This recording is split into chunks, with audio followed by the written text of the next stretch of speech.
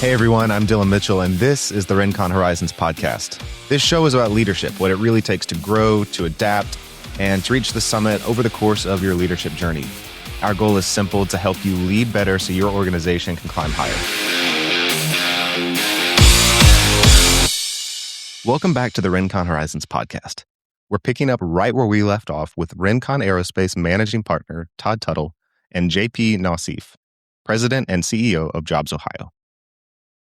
JP, that's an incredible legacy, and I'd like to follow up on a few things you said and talk about some of the issues we're seeing in aerospace today. You said something earlier about working at the speed of business, and that really jumped out at me, the thing you're enabling these aerospace companies to do. When I think about where we're at in the country right now, we're looking at, as I'm sure you're aware, a $1.5 trillion defense budget in 2027.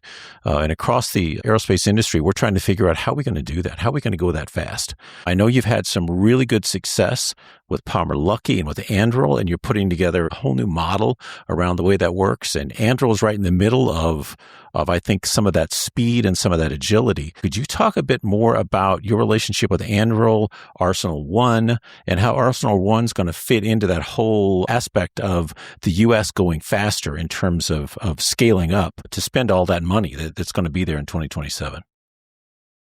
They're a great example because you look, we are a catalyst for putting these deals together, sharing what the value prop. So these military and civilian men and women that do the acquiring and the research have what they need from a community and a state. And companies like Anduril can move quickly, and that we remove all friction that might be there from development, land acquisition, workforce acquisition, et cetera. And they do it all. The thing that's remarkable about Anduril, it is probably the largest and most prominent company in the defense industry that is striking out on new operational territory for the military and how they deploy high-value assets. It's breaking new barriers on how the acquisition system views companies and views investment and capitalization of these kinds of businesses. That's the Air Force acquisition system. I mean, and kudos to the Air Force Research Lab for down selecting to a company like this. I think that's groundbreaking that they did that. That's innovative just the way they did that. And I think the combined confluence that we had been at the state community strategy for how to make it easy to be here and making sure the world knows that we're here for this industry.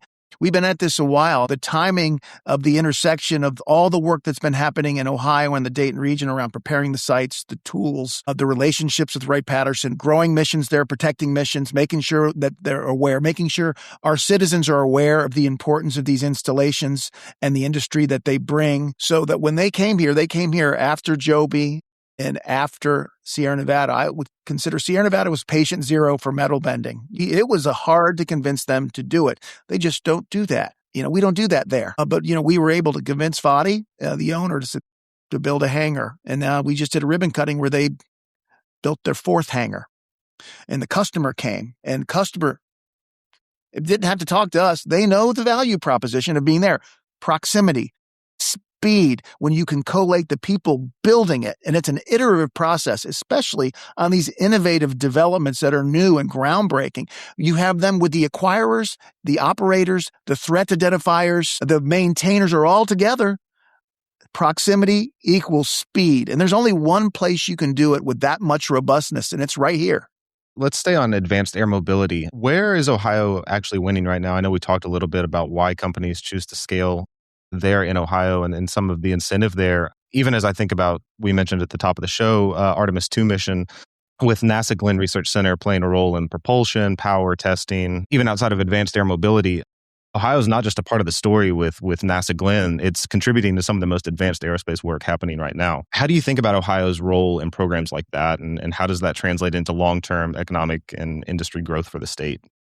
These are massive opportunities, and there's an element of risk for all of us in these, right? Because this will play out, again, in a very non-linear way. There's big bets being made by industries, by governments globally into these things. And how it exactly plays out, we don't know. But directionally, these are trillion-dollar market opportunities. And we've, as a state and community, we've been looking at this since right after the last BRAC in 2007 and 2008. We were already studying what is our arc through 2020 going to look like. And one of the things we had identified, because of the people that we surround ourselves with, we need to look at these unmanned aircraft, these drones. They're going to be something. And what do we need now for the next evolution where we think it's going to unmanned, a mix of manned and unmanned and space?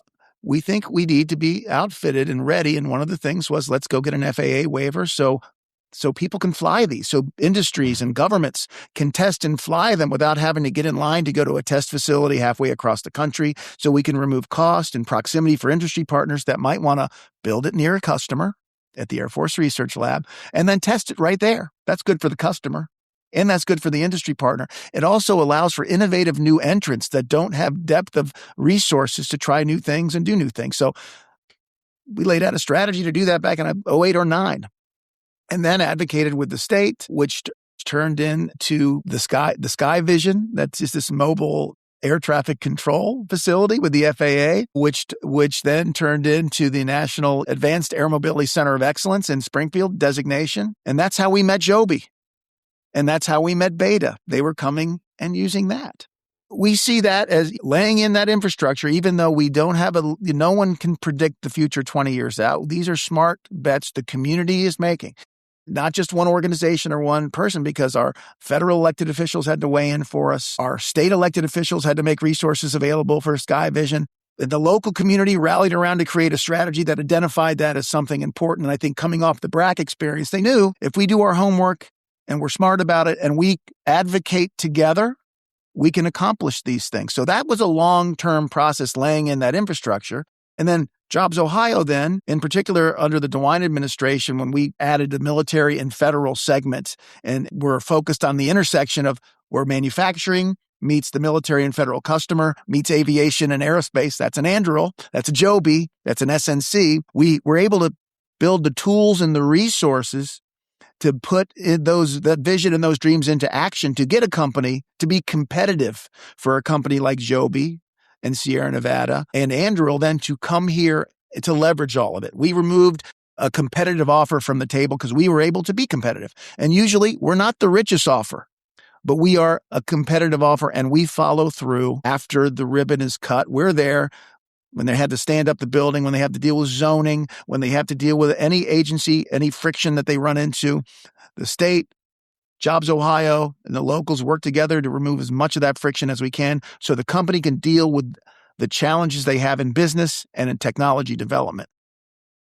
I want to put myself in the place of one of these companies looking to expand their facilities, expand the manufacturing. They're looking at all the things happening in aerospace and defense and commercial, and they're saying, I need to make a capital facility investment. But they're trying to figure out how and when to pull the trigger. Can you give those companies some advice on how they should think about that? When is it time to build? When is it too risky to build? Maybe when should they stay where they're at? Because I know you've worked with a lot of these companies making those decisions and building facilities. What does it take to make that decision to invest a $10 million or a $20 million or a $50 million in a new facility? What are the thoughts that should be going in their minds right now? It's always slightly different for each company and each industry. But if we're in the aerospace industry, a lot of times the business development process is working with annual federal budgets and line items, sometimes 2-year, a lot of times 1 year. And the business development teams at these companies are great and have great relationships with them. We have with their customer and with our congressional delegation and with leadership in the building. So we've got a pretty good feel on how these markets develop, even though the government will never guarantee, hey, this contract 4 years from now. But there's a level of certainty you do get after being on the repeat cycle for many, many of these different acquisition cycles. What we require as an economic development entity are commitments. If we're going to put an incentive dollar in to help that company expand or to incent them to relocate, we'll require, here's the way our commitments look. Because we say we have to produce a return. It's a shared risk that we take with the company. And the way we calculate the return isn't not a return to JobsOhio's accounts. It's a return to Ohio. It's a very conservative calculation. It's the payroll taxes that are generated from the future payroll taxes generated from the net new jobs committed and started and delivered by the company are always more over time than the incentive dollars that we used to catalyze the deal in the first place. And the more strategic we view, as part of the art and the science of the business, the more strategic we view that deal, the longer the payback period, longer to get to break even. I can tell you of the 3,000 plus deals that we've done in the history of Jobs Ohio, the average payback is roughly less than 2 years. Well, that's pretty incredible in It's the pretty business incredible. world. And those deals, we've shredded the numbers on them, have dramatically overperformed, in some cases by 300%, because when those companies get here, they're even more competitive than they thought they would be. They get the right workforce. It's productive and affordable. Their workforce stays longer because they can afford to live there and they have a great quality of life. They get benefit of supply chain and proximity to their customer, access to resources and research capabilities, and they're successful. Knowing that we have to have that level of commitment from the company and from us, every deal is a shared risk. And then if the deal goes well, that's what we want. We want success. We want to position that company for success up front. So we talk through all this up front. There's always some element of gray. Sometimes there's a locked-in contract, but even sometimes those go away for customer contracts. Not often. I think our deal success rate is between 90 and 95% that we end up going into some kind of performance and compliance. And we have an internal auditor that makes sure that the companies are fulfilling their obligations and we make sure we fulfill our obligations. Very high success rate. But for the ones that don't follow through, we go through and have some level of clawback of the resources. Again, the notion isn't to be Machiavellian because we want the companies to succeed. So we're always on the bent to how can we structure this so you can be successful? And sometimes they're just not. And we need to be good fiduciaries of the money that we're entrusted with. And we make sure we have a compliance and performance activity that ensures that.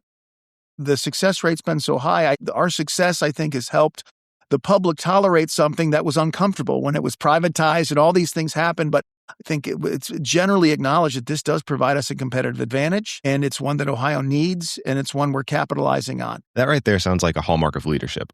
And on the topic of leadership, since this is a leadership podcast, I think that this is a perfect segue. For anyone who follows the show, you'll know that one of the segments we come back to on every episode is called the Leadership Corner. It's a moment that actually shaped how you lead and that can be a failure, a turning point, something that forced you to make a change. When you look back at your career, JP, at your history, is there like a standout moment for you that changed how you show up today as a leader?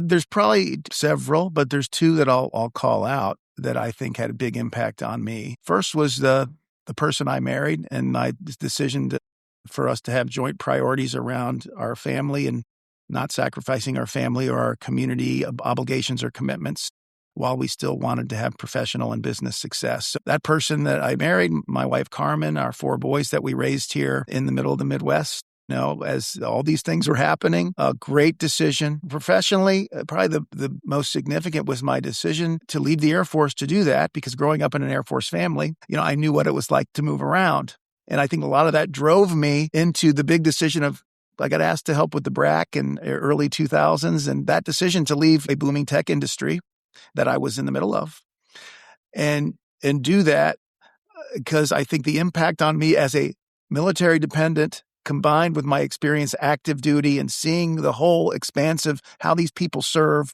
the impact on their families, how important that was to me and to the broader global environment in the country. The decision to get into economic development was a big deal for me. It really changed the course and helped me really understand why I made the decisions I made. Having grown up in a family that I grew up in and choosing a small Midwestern city to raise 4 boys in that environment. And then to spend most of my professional life helping that community configure itself around supporting military veterans, family, and the industry partners from it that would come from it. So those were big and impactful moments in my life. I'm sitting here talking to you now and a great opportunity to be able to be part of this team that's now doing this all over the state and hopefully making a positive impact on those kids whose parents are serving, that show up in a town, and the great work that their parents are doing impacts our nation and our economy and all of our institutions. And that family is at home and comfortable and knows they're valued by our state when they come here. That's the kind of impact I think the people in Ohio like to have. They support that service. They believe in that service and they want to value it. And now they have a mechanism to value it. It's growing. And I think after the pandemic and after decades of outmigration, I think those values are coming back into style. JP, as a military spouse myself, I'm not from Ohio. As we record this, I'm sitting in California, but just listening to your heart from military families, thank you for what you and Jobs Ohio are doing. It's beautiful. Well, by the way, we love California. We love New York. It's a great country, but there's a place for Ohio in that great country. And we believe we are the heart of it all. And I think that's a good tagline, but thank you. Thank you for serving. When the spouse serves or when the member serves, the family serves. I mean, you know that. So thank you right back. And it's an honor and privilege. And there's no question in my mind. Todd, before we wrap up on this show, do you have any final thoughts that you want to leave leaders with who are listening? I guess I want to say, if I think about the podcast and the thing that jumped out at me, the thing that impressed me most, it's the pride that JP really has for Ohio, for what's happening in the Midwest in aerospace. I think it'd be easier for people to say, okay, that's his job, right? He's the CEO of JobsOhio. He's paid to promote Ohio. Okay, I get it. And it's an audio podcast, but I can see his face while he's talking.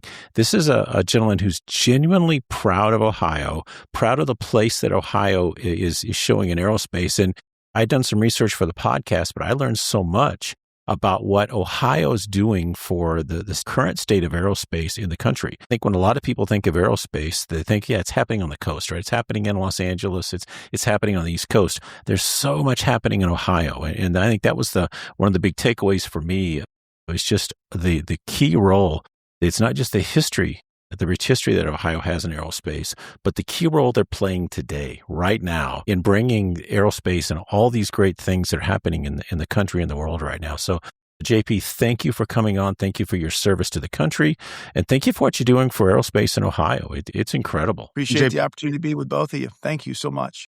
Since you're our guest, we'd love to give you the last word on the show. Any final thoughts that you'd want to leave leaders with? Maybe leaders specifically who are navigating growth, or for leaders who are building something right now, especially those who feel kind of stretched thin. Maybe what's one boundary, habit, mindset shift, whatever you've got that you would challenge them to pick up this month that might change it for them. So first, I don't claim to be a great leader. I think what I would tell people is be a servant. Serve the mission, serve your partners, serve your board, serve the people that are part of your team. Keep that mindset that it's not about you. It's what you're trying to accomplish, who you're trying to accomplish it with. Is it just? Is it right? Are you doing the best you can do for all those considered? Do you acknowledge mistakes? Do you celebrate victories? Do you share credit versus take it? All those basic things. That's just basic stuff. I think you keep a servant's mindset. I think good things happen. They've always happened in my life if I have not made it about me. That's good. That might be the quote of the show right there. I was just thinking that's probably the show title right there. So before we wrap up today, if you want to learn more about Jobs Ohio, head to jobsohio.com. We'll also link JP's LinkedIn in the show notes. As always, thanks, Todd, and thanks to everyone who's listening. At Rincon Horizons, we break down the decisions and disciplines that shape leadership at work, at home, and everywhere in between. Our goal is simple: to help you lead better so your organization can climb higher. If this episode challenged you, share it with someone who needs to hear it. You can find more about Rincon Aerospace or connect with Todd using the links in the show notes or at Rincon Aero. That's RINCON.aero. I'm Dylan Mitchell. You can learn more about my work at dm.supply. Thanks for listening, and we'll see you next time on Rincon Horizons.